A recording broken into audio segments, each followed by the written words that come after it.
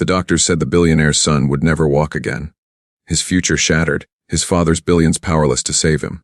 But when all hope was lost, a quiet janitor stepped forward with nothing but faith, love, and a secret from his past. What happened next defied science and changed their lives forever. This is not just a story, it's a piece of someone's hidden pain quietly waiting to be heard. In today's story, we dive into a moment that can change everything, in the most unexpected way. Before we begin, where are you listening from? Canada? The US, Norway? Let us know in the comments, because stories may begin anywhere, but they connect us all. Stay with us until the very end, because sometimes, what breaks your heart can also heal it. And if you believe stories can change lives, hit subscribe. Join our journey. We'd love to hear your thoughts. Drop a comment, your voice matters here. The winter sun lingered behind clouds heavy with snow, casting long shadows across the sprawling glass walls of Evergreen Medical Center, the most prestigious hospital in the city.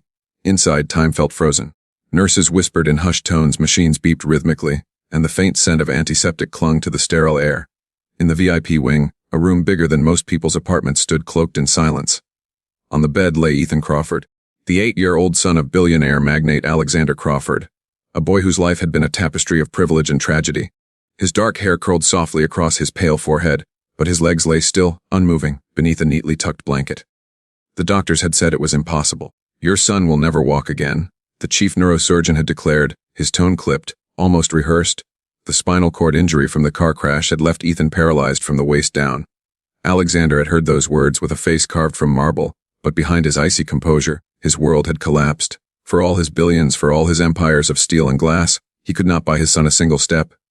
And yet, down the dim hallways of Evergreen walked a man no one noticed. His name was Samuel Holt, a janitor. His uniform was faded, his shoes squeaked softly with each step, and his hands bore the quiet calluses of hard labor. To most he was invisible, just another shadow in the background of wealth and power.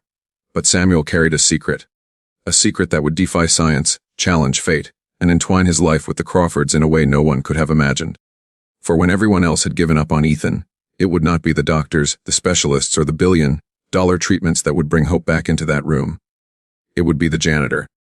The snow had begun to fall outside Evergreen Medical Center, tiny flakes swirling like lost feathers against the tall glass panes. Inside Ethan Crawford's room, silence pressed down like a heavy curtain. The boy sat propped against white pillows, his gaze fixed on the window. His world had shrunk to this room, this bed, and the endless monotony of machines that hummed and beeped around him. Ethan was only 8, yet his eyes carried a depth beyond his years. Before the accident, he had been unstoppable, always running through the Crawford estate's gardens, climbing trees despite the warnings of nannies, laughing with the kind of joy that money could never buy. Now his legs felt like stone, two strangers attached to his body that refused to obey him. Alexander Crawford stood near the foot of the bed, his presence commanding even in the quiet of grief. A man whose name was etched across skyscrapers and corporations, Alexander was used to solving problems with strategy and power. But here, before his son, he was powerless. The wealth that had conquered boardrooms, bought governments, and reshaped cities could not purchase hope. "Dad," Ethan whispered, his voice barely audible. "Will I ever run again?" The question lanced through Alexander's chest. He knelt beside the bed, forcing a smile that trembled at the edges. "The doctors are doing everything they can, son. You're strong, stronger than anyone I know." But the boy turned away, pressing his small hand against the cold glass of the window. His silence was heavier than tears. That same silence followed Alexander into the hallway when he stepped out later that evening. He loosened his tie, running a hand through his dark hair, his eyes tired and rimmed with sleepless nights. As he strode past the cleaning cart parked in the corner, he barely noticed the man kneeling there. Samuel Holt wrung out a mop, his broad shoulders hunched as though carrying invisible burdens.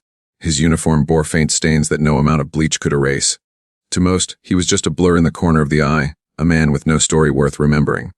But when Alexander passed, Samuel lifted his gaze, his eyes lingering on the billionaire's strained face. He had seen that look before, hopelessness wrapped in pride. He had seen it in the mirror years ago, when life had dealt him its cruelest blows. Samuel turned back to his work, yet something in his chest stirred. He knew that boy in the VIP room was drowning in despair, just as his father was. And though the world would laugh at the thought, Samuel carried within him knowledge no doctor in this hospital would ever believe. As the mop glided across the marble floor, he whispered under his breath, almost like a vow only the walls could hear. "Maybe it's time." Samuel Holt pushed his cleaning cart down the silent hallways of Evergreen, the wheels squeaking against polished floors. The staff passed him by without a word. Doctors with white coats, nurses with hurried steps, executives in expensive suits, all of them blind to the man who worked in their shadows. But Samuel preferred it that way.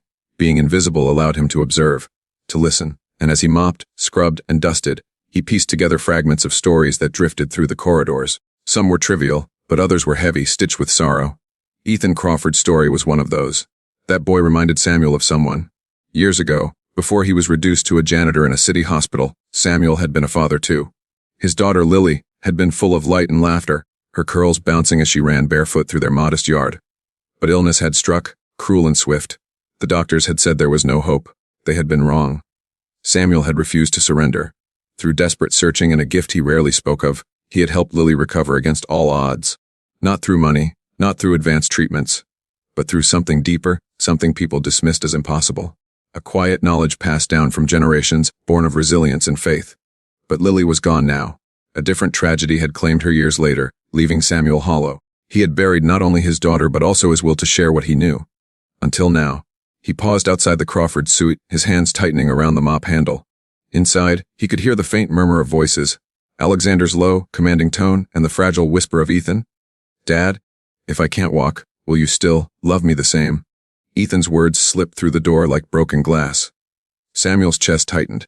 He could almost see the boy's tear-streaked face, the shadow of defeat weighing on his small shoulders, and the billionaire, despite all his power, sounded lost, his silence longer than any answer. Samuel swallowed hard, fighting the ache of memories. The urge to walk into that room to speak, to offer what he knew. It surged inside him like a rising tide. But he hesitated. Who was he to interfere? A janitor dismissed with a glance. A man burdened by failures of his own. Still, fate had a strange way of weaving threads together. Later that night, when the corridors emptied and the snowstorm outside muffled the city, Samuel found himself standing before the boy's window. He peered inside, unnoticed. Ethan sat awake, clutching a toy car in his hand, his eyes dull with loneliness. Samuel's lips moved in a whisper only the storm could hear. "You don't know it yet, kid, but your story isn't finished.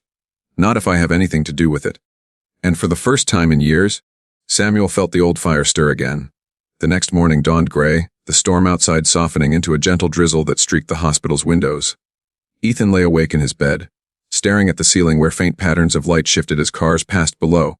He hated mornings now. They meant another day of stillness, another reminder of the legs he could no longer use. The door opened quietly, but it wasn't a nurse or doctor who stepped inside. It was the janitor. Samuel pushed his cart with a steady rhythm, his mop balanced carefully against the side. Normally, he would have kept his head down and gone about his work in silence. But today felt different. Today, something in his chest urged him to linger. Ethan noticed him almost immediately. Unlike the parade of doctors and staff, this man didn't carry the same rushed air. He moved slowly, deliberately, as though the world couldn't push him faster than he wanted to go. "Hey," Ethan said softly, surprising himself. He hadn't spoken to anyone that morning. Samuel paused, glancing toward the boy. His face carried the lines of hardship, but his eyes, warm, steady, met Ethan's with quiet kindness. "Morning, kid," he replied, his voice low and rough like gravel smoothed by time. Ethan tilted his head. "You're not a doctor." "Nope." Samuel gave a half smile. "Just the janitor. I clean up the mess everyone else leaves behind." The boy let out a breath that was almost a laugh. "That sounds boring." "Sometimes it is," Samuel admitted, leaning on the mop handle. "But sometimes it's not about the work. It's about the people you meet along the way." Ethan studied him curiously. Most grown-ups either spoke to him with pity or not at all. But this man's voice held no trace of either. It was simple, honest. "What's your name?" Ethan asked. "Samuel." "Samuel Holt." "I'm Ethan," the boy said, though he assumed the janitor already knew. His father's name carried enough weight in this hospital to fill every corridor. Samuel nodded. "Nice to meet you, Ethan." The boy hesitated, then whispered the question that had been gnawing at him. "Do you think I'll ever walk again?" The air grew heavier with that question, as if the walls themselves leaned closer to listen. Samuel's eyes softened, and he crouched so he was level with Ethan's gaze. "I think," he said slowly, "that people are stronger than doctors sometimes give them credit for. And I think hope can do things medicine can't always explain." Ethan blinked at him, confused but intrigued. No one had answered him like that before. Everyone else spoke in facts, in percentages, in grim finality. This man spoke of hope as though it was something real, something you could touch. Before Ethan could ask more, the door swung open. Alexander Crawford strode in, his presence filling the room. His eyes narrowed at the sight of the janitor kneeling beside his son's bed. "What are you doing in here?" Alexander's voice was sharp, suspicious. Samuel straightened, gripping his mop. "Just doing my rounds, sir. But inside, he knew this was only the beginning. Alexander Crawford was a man who trusted contracts, signatures, and carefully calculated risks. He had built empires on precision and control. But nothing about the janitor crouched near his son's bed fit into that world of order. His eyes narrowed as Samuel rose, mop in hand, his posture calm but unflinching. Alexander's gaze swept over the faded uniform, the calloused hands, the weary face. A man like this had no business speaking to his son. Your job, Alexander said evenly, is to clean floors. Not to give my child ideas. His words hung in the air like the snap of a whip. Ethan flinched, his small fingers twisting into the blanket. He had wanted to keep talking to Samuel, to ask him more about what he meant by hope. But his father's tone silenced him. Samuel met Alexander's glare without shrinking. Understood, sir, he said. I'll finish quickly. He turned back to his cart, but his calmness only sharpened Alexander's irritation. After Samuel left, Ethan looked at his father. He wasn't doing anything wrong, Dad. Alexander softened slightly at the tremor in his son's voice. He sat on the edge of the bed and placed a hand on Ethan's shoulder. You don't understand, Ethan. Some people, they don't belong in our lives. We can't let them fill your head with false hope. But he didn't. Ethan whispered. He just listened. The boy's words stung Alexander more than he expected. Listening. That was something he hadn't been able to do lately. Every time Ethan asked about walking again, Alexander drowned the silence with promises or doctor's reports. He couldn't bear the thought of saying, no. That evening, as Alexander met with specialists in the conference room, his mind kept drifting back to the janitor's steady gaze. There had been something unsettling in it, not disrespect, but certainty, as though Samuel knew something he didn't. Meanwhile, Samuel moved quietly through the hospital, pushing his cart past empty halls. Yet his thoughts lingered on the boy. Ethan's eyes had reminded him of Lily's, bright, but clouded by pain too heavy for a child to carry. He felt the old ache gnaw at his chest, the voice in his mind that whispered he had failed once before. Could he dare to try again? When his shift ended, Samuel paused outside Ethan's room. The boy was asleep now, his small hand curled around the toy car he never let go of. Samuel pressed his palm against the glass of the door, as though silently promising the boy something neither of them fully understood yet. Behind him, however, another pair of eyes watched. Alexander had returned to the corridor unexpectedly, and his gaze locked on the janitor standing outside his son's door. His jaw tightened. Samuel withdrew his hand quickly, unaware he had been caught. He walked away down the hall, his cart rattling softly. Alexander's suspicion deepened. He had faced rivals who tried to take his empire, enemies who masked their greed with charm. But this janitor was different. He wasn't after money, at least not yet, and that made him even more dangerous. Days passed, and the rhythm of the hospital carried on like a tired song. Doctors filed in with clipboards, nurses checked vitals, and Alexander paced the corridors with restless energy. But for Ethan, the highlight of each day came not with the specialists or the treatments, but with the quiet moments when the janitor slipped into his room. Samuel never stayed long. He always carried his mop or broom, making his visits appear routine. But when no one else was around, he would pause just long enough to speak with Ethan. You look bored, Samuel would say with a small smile. I am, Ethan admitted one morning. All I do is sit here. I feel like half of me doesn't work anymore. Samuel leaned on the mop handle, his eyes thoughtful. You know, when a tree loses a branch, it doesn't stop being a tree. It grows in other ways. Stronger ways. Ethan tilted his head, considering the words. No doctor had ever compared him to a tree. But what if it never grows back? Then maybe, Samuel replied softly. It grows something new instead. The boy's lips curved into the smallest smile. It wasn't much, but it was more than Alexander had seen in weeks. Their conversations deepened over time. Samuel told Ethan stories, not about medicine or treatments, but about courage, resilience, and hope. He spoke of people who had been told, never, and yet found ways to defy it. He didn't offer miracles, he offered perspective. One afternoon, when Ethan was struggling to grip his toy car, Samuel guided his hands gently. Your legs aren't listening right now, but your spirit is. Sometimes strength starts here. He tapped lightly against Ethan's chest, and then it spreads. Ethan's eyes lit up. For the first time since the accident, he felt like more than a patient. He felt like a boy again, still capable of dreaming. But their growing bond did not go unnoticed. Alexander walked in unexpectedly one evening to find his son laughing softly as Samuel mimed a silly story about slipping on soap while mopping the lobby. The sound of Ethan's laughter, bright, unrestrained, was like a dagger and a balm all at once. It had been so long since Alexander had heard it, yet his joy was cut by unease. He stepped inside, his voice sharp. Ethan, it's late. You should rest. Samuel straightened immediately, gathering his things. I was just finishing, sir. Alexander's eyes followed him coldly until the janitor left. Then he sat by Ethan's bed. You shouldn't waste your energy on strangers. Ethan frowned. He's not a stranger. He listens to me. He makes me feel normal. The boy's words pierced Alexander's armor. Normal. Something billions couldn't buy. Later, as Alexander stood alone in the hallway, he realized something terrifying: his son was slipping away from him, into the hands of a man he neither trusted nor understood. And Alexander Crawford was not a man who allowed the unknown to linger. The hum of the hospital at night was different, quieter, yet somehow heavier, as though the walls themselves held their breath. Alexander Crawford stood by the wide window of his private lounge, staring at the glittering city below. His reflection stared back at him, sharp suit, steely eyes, but behind them, a storm of doubt. He had heard his son laugh tonight, for the first time since the accident. It should have been a victory, a moment to treasure. Instead, it unsettled him. That laugh hadn't been drawn out by him, nor by the team of doctors he paid millions for. It had been coaxed out by a janitor, a man who shouldn't matter, and that made Alexander feel powerless. The next morning, he didn't wait for chance. He found Samuel in one of the side corridors, wringing out a mop bucket. "You," Alexander said, his voice low but commanding. Samuel looked up, his expression calm, as though he had been expecting this. "Mr. Crawford."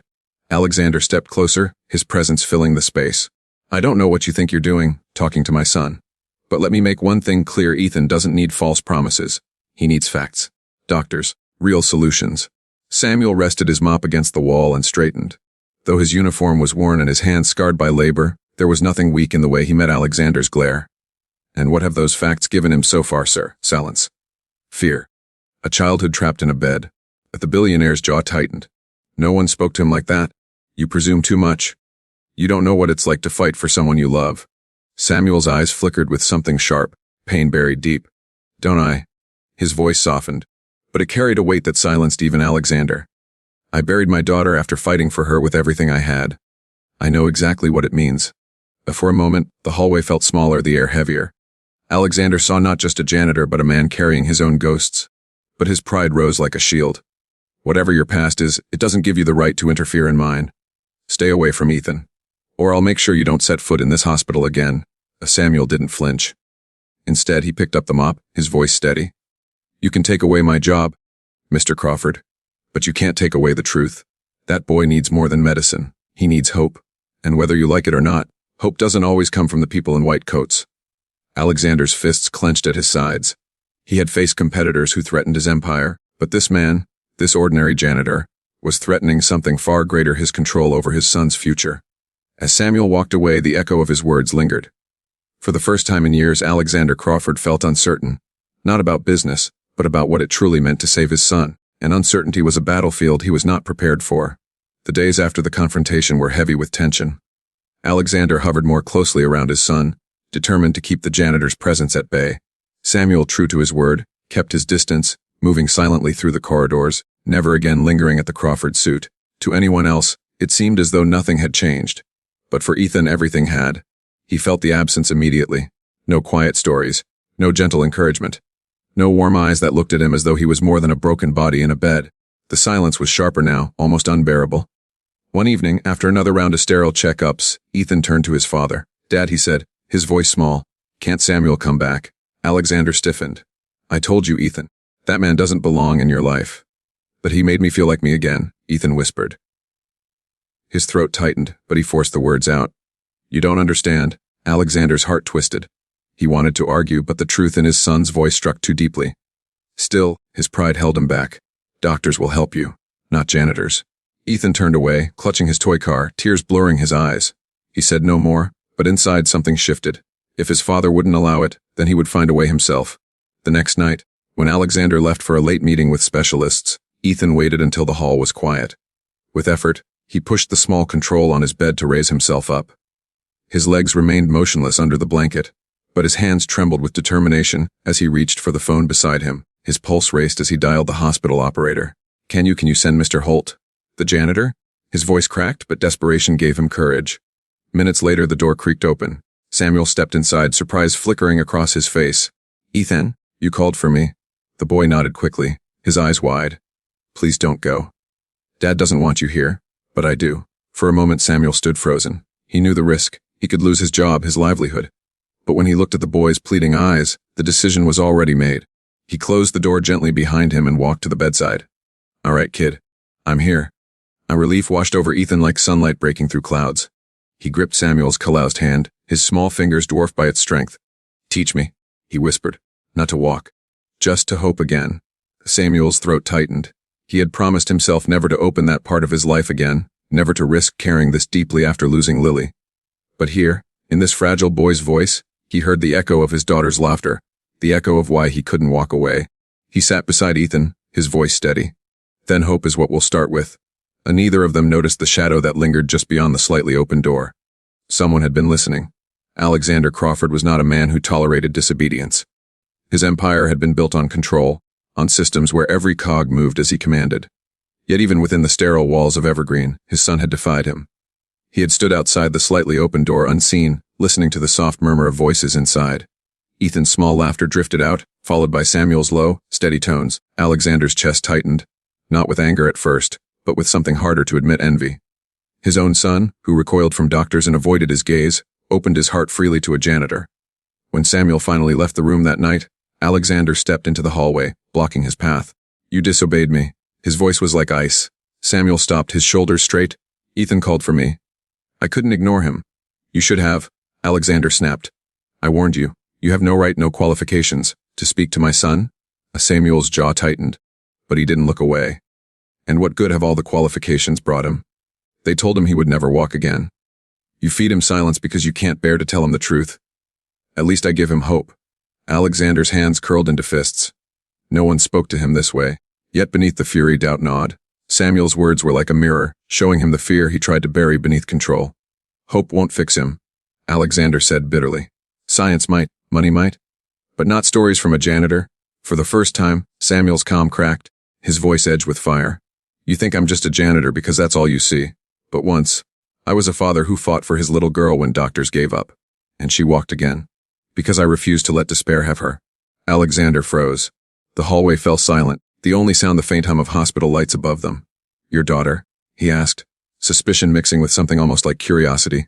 Samuel's eyes darkened. "Her name was Lily. She was sick, and no one believed she could survive. But I found ways, exercises, therapies, even prayers, that the doctors dismissed. She grew strong again. Until," his voice faltered, a shadow of grief clouding his expression. "Until an accident took her anyway. I couldn't save her twice." For a long moment Alexander said nothing. He studied Samuel, searching for deception, but all he saw was raw, unvarnished truth, and pain that mirrored his own. Finally, Alexander's voice dropped to a whisper. "And you think you can do for Ethan what you did for her?" Samuel held his gaze, steady as stone. "I think your son still has more life in him than anyone is willing to believe. And I won't stop believing it, whether you allow me near him or not." Alexander turned away sharply, his thoughts a storm. For the first time since the accident, he felt the foundations of certainty crack. Could it be possible? Could this man, dismissed as nothing, carry an answer science had overlooked? He didn't know. But he knew one thing: if Samuel was wrong, he could lose his son's fragile hope forever. And that was a gamble Alexander Crawford wasn't ready to face. The hospital had its own rhythm: mornings of hurried doctors, afternoons of tests, and nights when the world outside went quiet. It was in those hushed hours that Samuel began to meet Ethan in secret. They never spoke of it openly. When Alexander was away in meetings or asleep in the private lounge, Samuel would slip into the boy's room with nothing more than his worn hands and a quiet determination. Ethan would brighten the moment he saw him, his small body straightening in anticipation. "What are we doing today?" Ethan whispered one evening, his toy car resting on the nightstand. Samuel pulled a chair closer, lowering his voice as though sharing a conspiracy. "We're going to remind your body what it feels like to try." Ethan's brow furrowed. "But the doctors said." "Doctors say a lot of things," Samuel interrupted gently. "But your body still listens to you, even if it's quiet right now. We're going to teach it to listen louder." He guided Ethan's small hands to his thighs. "Close your eyes. Picture yourself moving. Picture running, climbing, chasing the wind. Don't think about the hospital. Think about being free." Ethan obeyed, squeezing his eyes shut. At first he felt nothing but stillness, the familiar weight of disappointment. But Samuel's voice anchored him. "Strong, patient, good," Samuel said softly. "Now push, not with your legs but with your will. Tell them what to do." Ethan's fingers trembled against his thighs. A warmth spread in his chest, strange but undeniable. He focused harder, as though sheer thought could will his legs to move. Minutes passed. Then a twitch. Small, barely there, but real. Ethan's eyes shot open. "Did you see that?" His voice was high with shock. Samuel's weathered face broke into a slow smile. "I did." The boy laughed, a sound bursting out of him like sunlight through storm clouds. For the first time since the accident, his legs had answered. Not much, but enough to shatter the wall of despair. That night, Ethan refused to sleep until Samuel made him promise they would continue. And Samuel promised, though the weight of what they were doing pressed heavy on his heart. He knew miracles were fragile things. One misstep could crush Ethan's hope again. The next morning, Alexander entered his son's room to find Ethan glowing with energy. The boy's smile was brighter, his eyes alight with something Alexander hadn't seen in weeks. "Dad," Ethan said breathlessly, "I think I felt my legs last night." Alexander froze. The doctors had said recovery was impossible. Yet here was his son, claiming otherwise. He glanced toward the corner where Samuel's mop leaned against the wall, left behind in haste. His suspicion hardened into something sharper. If what Ethan said was true, then the janitor was doing more than filling his son's head with stories. He was changing something Alexander didn't understand. And Alexander Crawford was a man who did not like mysteries he couldn't control. Morning sunlight spilled into the room, painting golden streaks across the white walls. Ethan sat upright, his hands gripping the sides of his bed, his eyes bright with determination. The twitch he had felt last night was no dream. Something inside him had awakened, fragile but alive. Alexander stood near the window, his expression unreadable. He hadn't slept. Ethan's words had haunted him through the night. "I think I felt my legs." He wanted desperately to believe it, but the businessman in him demanded proof. Proof he could see, touch, measure. The door opened, and Samuel stepped in quietly, pushing his cart as though it were just another morning of cleaning. But his eyes met Ethan's, and in that instant, both knew today was different. Alexander's voice cut through the silence. "Whatever you've been doing with my son ends today." His tone was sharp, final. "Dad, please." Ethan burst out, his small voice trembling. "Just let him try one more time. Please." Alexander turned, ready to refuse. But when he saw his son's face, hope blazing where despair had lived for weeks, something inside him cracked. For the first time, he stepped back and allowed the janitor to move forward. Samuel knelt beside the bed, his voice calm but firm. "All right, Ethan. Are you ready?" The boy nodded eagerly. Together, they swung Ethan's legs over the edge of the bed. His feet touched the floor, awkward and shaky. Samuel supported him gently, one strong hand at his back. "Close your eyes," Samuel instructed. "Breathe. Picture yourself standing." Ethan squeezed his eyes shut, his tiny fists clenched. His legs felt heavy like blocks of stone. But Samuel's voice guided him, steady and sure. "Don't think about falling. Think about rising. Your body listens to what you believe." Seconds passed. Then, with a trembling effort, Ethan pressed down. His knees wobbled, his arms shook, but slowly, painfully, he lifted himself. Alexander's breath caught. His son was standing. Tears blurred Ethan's vision, but he refused to give in. Samuel steadied him, whispering, "One step, Ethan. Just one." With every ounce of strength in his small body, Ethan willed his foot forward. It moved, clumsy, uneven, but it moved. His heel touched the ground, followed by his toes. A step. The room fell silent except for Ethan's ragged breathing. Then Alexander let out a sound he hadn't made in years, a choked sob. He rushed forward, catching his son in his arms as Ethan swayed. "You did it," Alexander whispered, tears falling freely. "You did it, my boy." Ethan clung to him, smiling through his own tears. "I told you I could, Dad." Samuel stood back, his eyes shining, though his face remained calm. For him it wasn't glory or recognition. It was enough to see hope reborn. Alexander looked up at him, his voice breaking. "I don't know how to thank you." Samuel shook his head. "Don't thank me. Just believe in him. That's all he needs." For the first time, the billionaire and the janitor shared a look, not of suspicion but of respect. Two fathers bound by loss, now united by a boy's impossible step, and in that sterile hospital room a miracle had begun. A billionaire had everything, except the one thing: his money couldn't buy hope for his paralyzed son. Doctors gave up, and the father's heart crumbled in silence. But then, a humble janitor stepped forward with nothing but faith, compassion, and a secret past. Against all odds, the boy took his first step, proving that true miracles are born not from wealth, but from love, belief, and the courage to never give up.